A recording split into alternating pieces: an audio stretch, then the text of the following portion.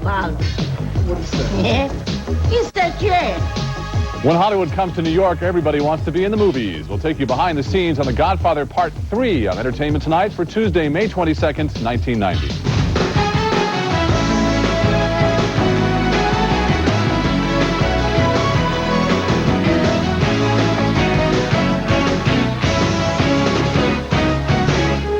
Hi, everybody. Welcome to Entertainment Tonight. I'm John Tesh in Hollywood.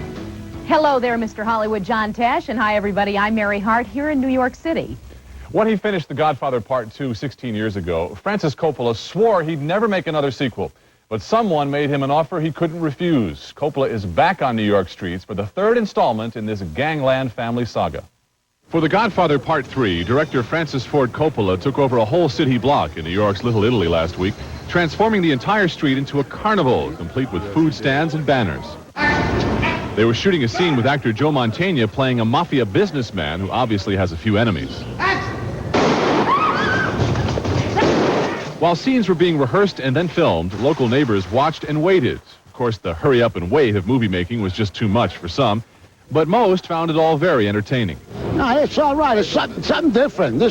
We haven't had a feast like this in about how many? About 25 years ago? Everybody's talking about it. So far, everybody come here, oh, they're filming this. Oh, look who they're filming. They're filming it for Godfather. And some even considered starting an acting career. I want to be in a movie. You do? I even told Coppola about it. What is that? Yeah? He said, yeah. So I'm waiting for him. The first two Godfather movies won a total of 8 Academy Awards, including 2 for Best Picture, Best Actor for Marlon Brando, and Best Supporting Actor for Robert De Niro. Godfather 3 will be in theaters this fall. Arnold Schwarzenegger is one of Hollywood's biggest stars, and his success comes following a plan he put into action 27 years ago when he was just a boy. On our Inside Story today, Lisa Gibbons takes you to Austria, to Arnold's hometown, to meet the people who witnessed his rise to fame from the earliest days. I was a regular-looking kid. There was an indication there that I had a lot of potential, hereditary potential. I trained all of a sudden 4 hours a day. In a very short period of time, I could lift more weight than anyone else.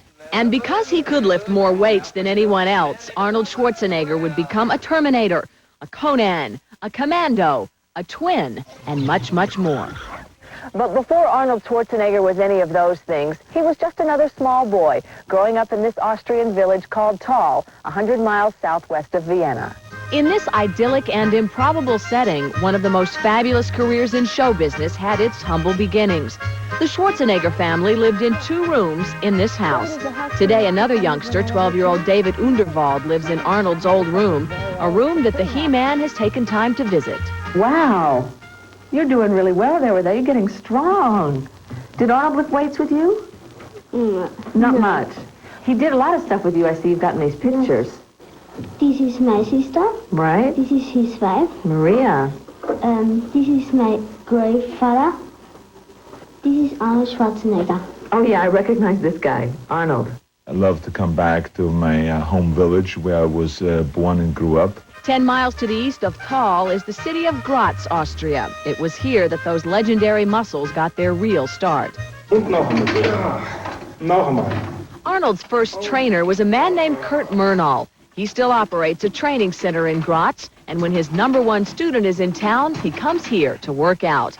Albert Kaufman was one of the gang of kids that lifted weights with Arnold in the early 60s. He was a skinny little kid, a normal, average young boy of 14, 15. When I started picking up weights the first time, and when I did push-ups and chin-ups and sit-ups and all those exercises that you usually do in a school, my body responded very quickly. I fell in love with the sport, first of all. Number 2, I had a very clear vision in front of me to win the Mr. Universe title. We think that he was enormous ambitious. He trained every day for 2 or 3 hours. He only wanted to get big, big muscles. Arnold may have had the body, but it was this man who really gave him his first big break. This is Alfred Gerstel. He built a gym in his home so that Arnold could work out there, and it really helped launch his career. Herr Gerstel, who is also a member of the Austrian parliament, no doubt instructed his protege in the area of charming behavior. But it was Arnold's behavior in the gym that prompted Alfred Gerstel's sponsorship in a local weightlifting competition. And always there was the vision of Mr. Universe. I couldn't wait to go to the gym. I couldn't wait to do another sit-up, another repetition of bench press or squats or whatever the exercise was, because I knew each poundage that I lifted took me a step closer to this goal. And when he made it at age 20 to the Mr. Universe title, he was truly a sight to behold. It was a title he would win 5 times without a defeat. Tell me about the people here in Graz. What do they think of Arnold Schwarzenegger? Wenn Arnold jetzt hier wäre, if Arnold was here, the whole square would be filled with people because they love Arnold. They liked it a lot when they feel like you haven't forgotten them. Despite his overwhelming worldwide fame, Arnold Schwarzenegger still maintains very close ties to his hometown. And when he returns here to the village where he grew up, they may treat him like a head of state, but they call him Arnie. In Graz, Austria, I'm Lisa Gibbons. Entertainment Tonight. Schwarzenegger's new movie Total Recall will open in theaters nationwide on June 1st.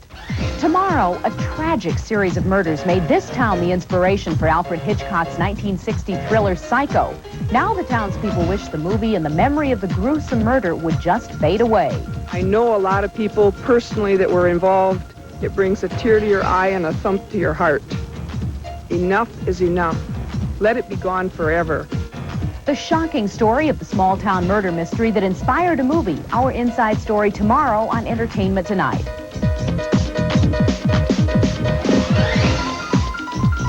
Coming up next, the wrap on all the additions to the NBC lineup. Some familiar faces are bouncing back. And later, the Hollywood Roundup, courtesy of Steven Spielberg for Michael J. Fox's new Western adventure.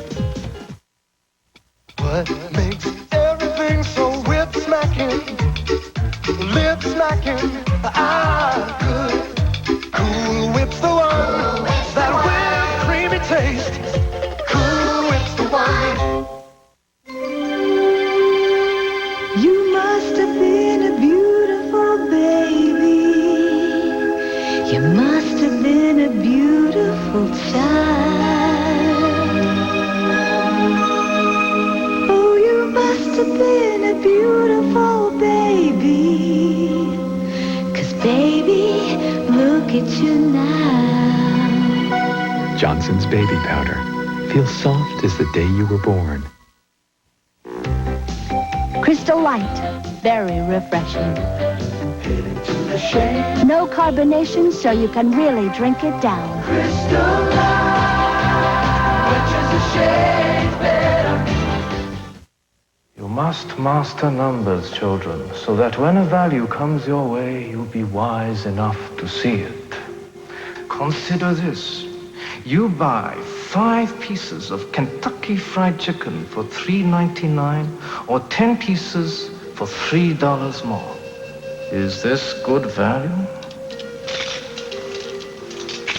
Teacher, this is a very good deal. You are learning, little one. Do it yourself. Do it for less. Do it yourself. Do it yourself. Do it for less.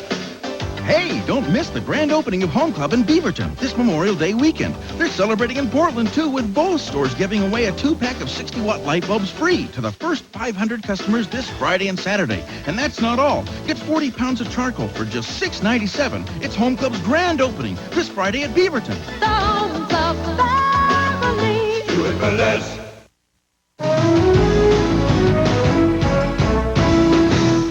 NBC is making some dramatic changes in its programming lineup. Gone are familiar favorites like Alf, 227, Amen, and My Two Dads. But the top-rated network is ushering in a whole new generation of comedies.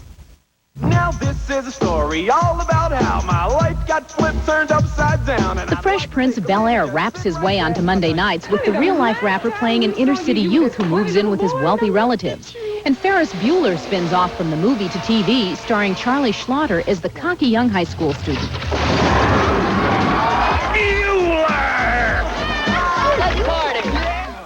The Finelli Boys are new to Wednesday nights as 4 grown Italian boys come back home to live with their mom. Oh, Ma, not again. Shut up.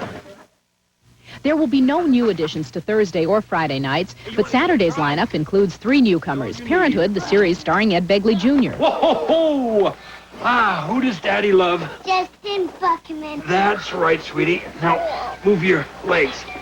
As well as Working It Out, starring Jane Curtin as a divorced working mom out in the dating world. And Robert Urich returns to series television in a comedy called American Dreamer. It's about a former TV journalist who retires to Wisconsin to write human interest stories for a newspaper.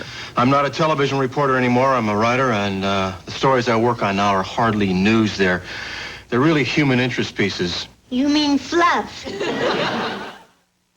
And Sunday will take audiences to Hull Street High, an hour-long musical that takes a look at high school as if it were a music video. You only get a chance like this once in a lifetime. Get up! Jam! NBC is also adding its 2 new dramatic shows to the schedule, Law & Order on Tuesday nights and Signs of Life, a medical drama, joining the Sunday night lineup. When the ABC folks were in a meeting working out plans for its new season with producers of Twin Peaks, they were served donuts by the actress who plays Lucy. That's the kind of inside joke that Twin Peakers thrive on, and the peculiar storyline has fans glued to the tube. Damn good coffee.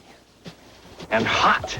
The quirky TV series Twin Peaks that revolves around the investigation of the murder of high school girl Laura Palmer has become a cult hit. Even though ratings aren't high, fans seem to go crazy for such oddball characters like the Log Lady. My log does not judge.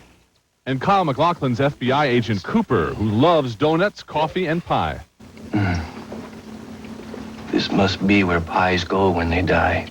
Fans love it so much that now Twin Peaks parties have sprung up throughout the country, where people get together on Thursday nights to watch the show. Russ Tamblyn, who plays the wacky psychiatrist Dr. Jacoby on the series, holds one at his home because the crowd was too big for the local bar. Many of the cast members come to Tamblyn's party, and he makes sure that all the mandatory elements are there. We have the coffee, and it's damn good coffee. We also have a little cherry pie and some donuts. So let's all have a Twin Peaks party.